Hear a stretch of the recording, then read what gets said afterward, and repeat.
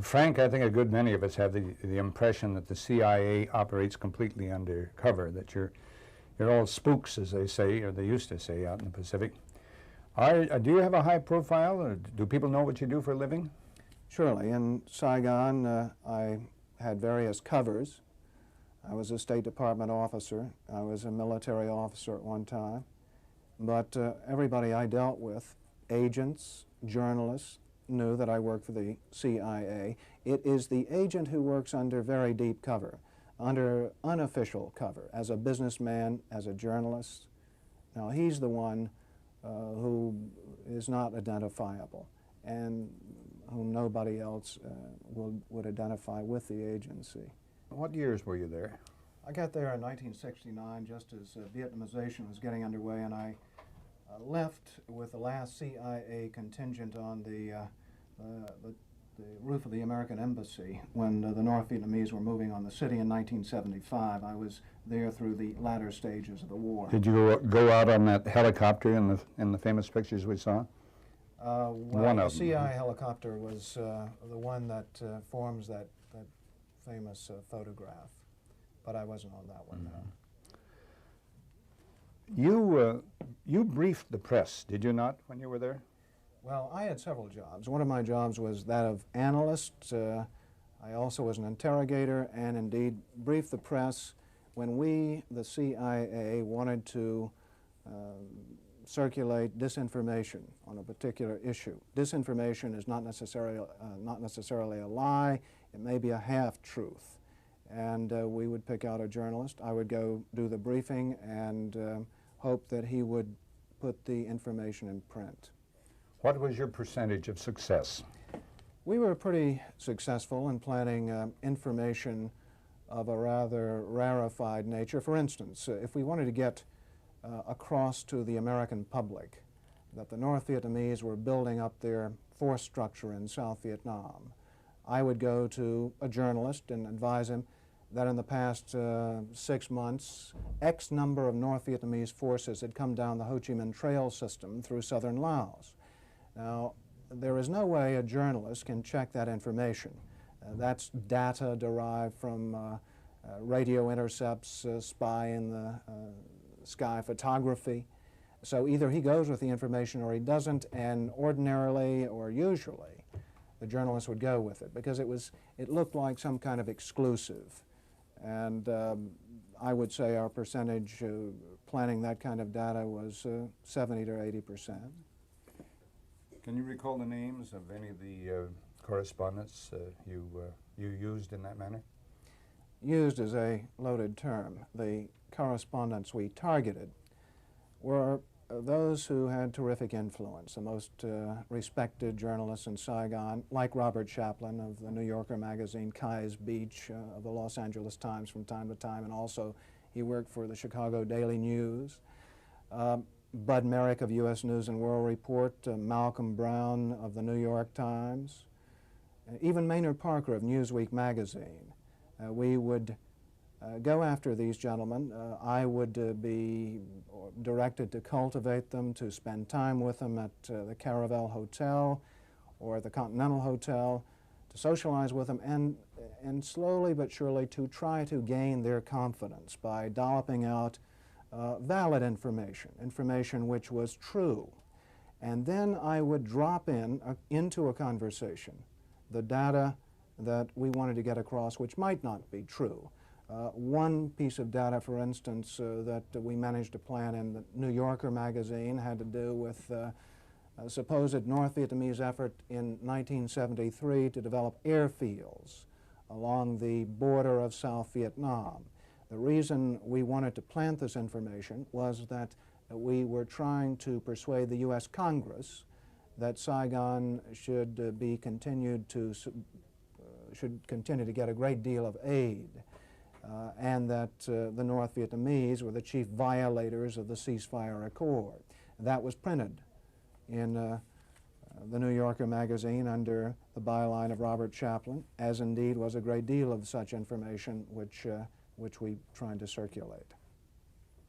Considering that you knew the amount of disinformation, or most of it, that was being fed to the correspondents, what do you think, or what did you think, of the quality of reporting that came out of Vietnam? Reporting from correspondents who were operating independently of the agency, who did not rely on agency sources, was very good. I cite in particular Peter Arnett. I remember after the fall of Saigon, one of my jobs was to query journalists who'd stayed in Vietnam after the collapse, and as they came out, I was to get in touch with them and try to persuade them to report on what they'd seen. This was not a disinformation job, it was an intelligence collection operation. I contacted Peter Arnett at Associated Press headquarters and I said, Mr. Arnett, I'm Frank Snepp from the American Embassy. Could you tell me what you saw? And there was a silence on the line and he said, you can read about it in my Associated Press dispatch. He was one of the few journalists who turned me down, however. There were a great many others who were willing to trade their information for information I might have, which was a frequent transaction in Vietnam. Any other reporters you can remember who refused to have anything to do with the CIA? Can you name them? Well, there were lots of young reporters who didn't want to deal with the agency because they were very suspicious. Many of them had come out of the anti-war movement in the United States and had a natural disinclination to trust any official agency. Offhand, the names escape me because, again, we weren't interested in going after the reporter for Ramparts magazine. We were interested in targeting those reporters who could get their material in the New York Times, the Los Angeles Times, and so forth. And once again, I want to make it perfectly clear that we were not hiring these reporters. They were not operating as our spies or as our dupes. But in a war situation, when there are so few sources of information, a reporter may rely on a CIA contact, and he becomes vulnerable. In Saigon, if I planted a piece of information with a reporter, I would ordinarily then try to create an environment in which he could not check the information. I would go to the British ambassador and brief him on the disinformation I had just given the reporter.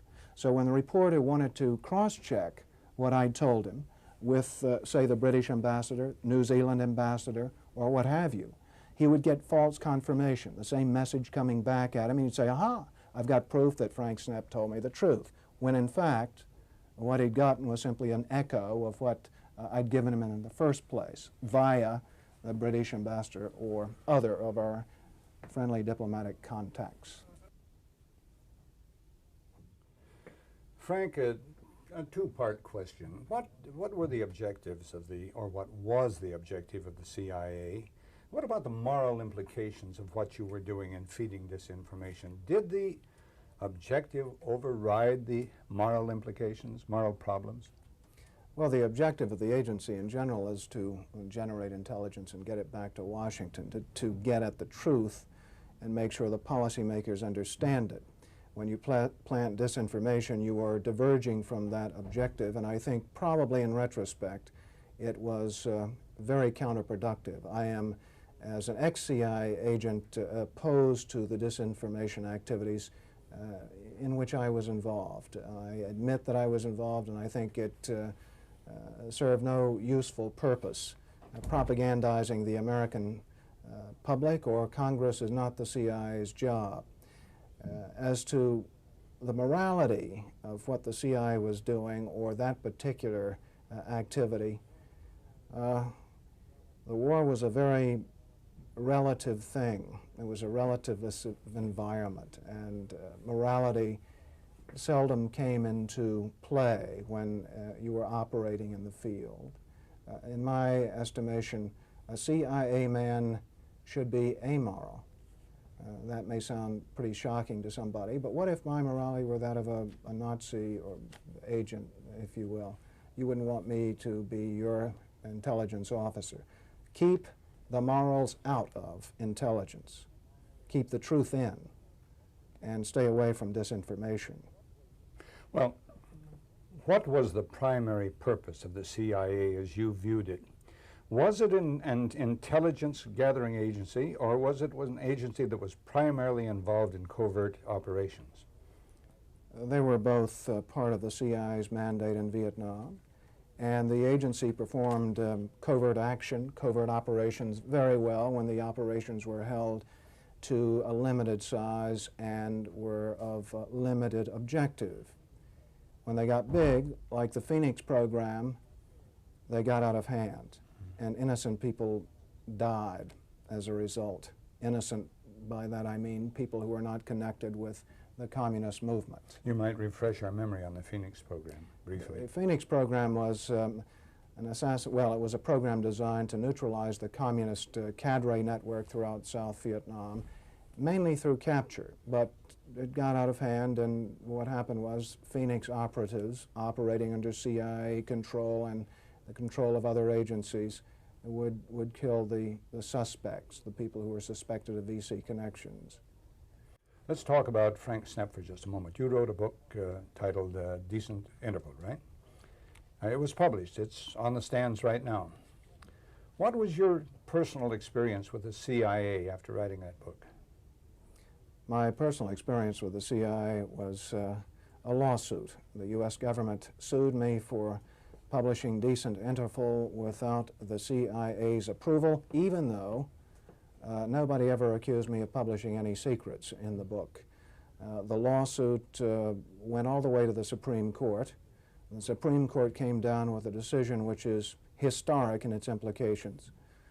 The Supreme Court decided that every government worker in a position of trust, whether in the CIA, State Department, National Security Council, has an implicit obligation to submit what he says or writes about his work to the government for censorship.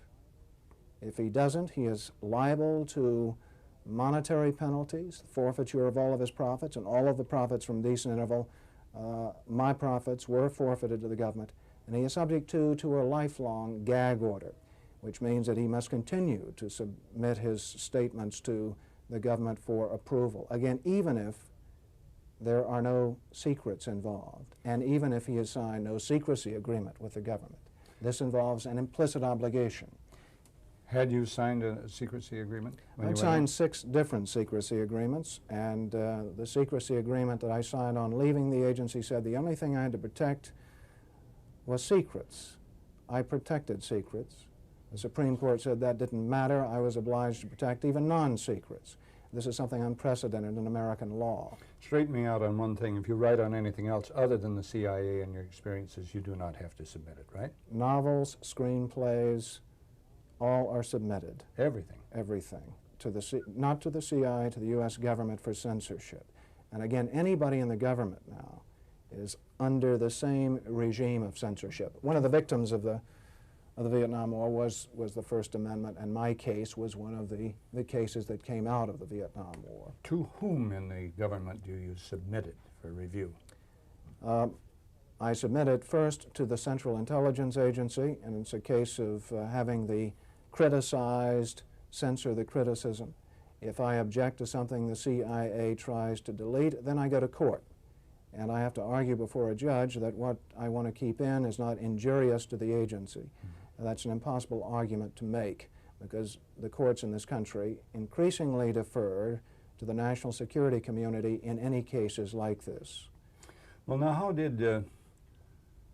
did your case differ from the decisions in the Pentagon paper? Was there any similarity at all? Yes, indeed, because in the Pentagon Papers case, the Supreme Court recognized for the first time in American history, or I should say for the second time, that prior restraint, the use of gag orders, was permissible under certain circumstances, in instances of impending peril to the national security. In my case, the Supreme Court broadened the circumstances under which prior restraint, the use of gag orders, are permissible.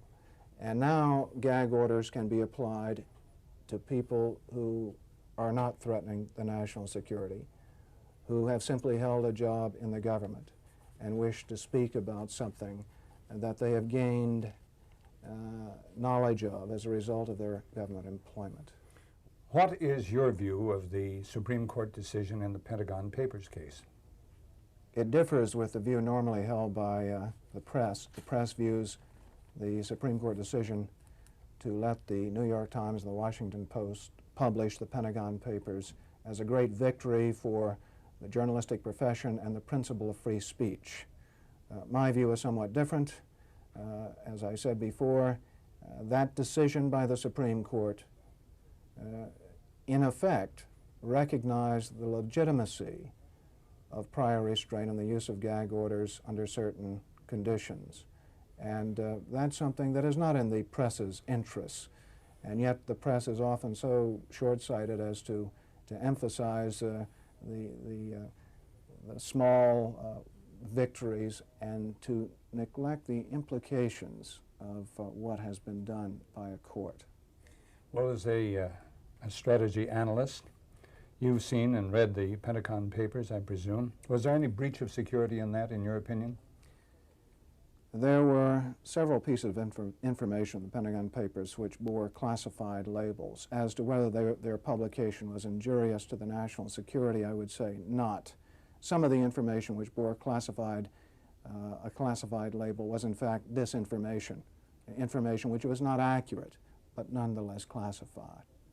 Can you think of anything that would have given aid and comfort to the Moscow? Absolutely not. The Central Intelligence Agency has itself conducted a post-mortem on the Pentagon Papers, so has the Pentagon.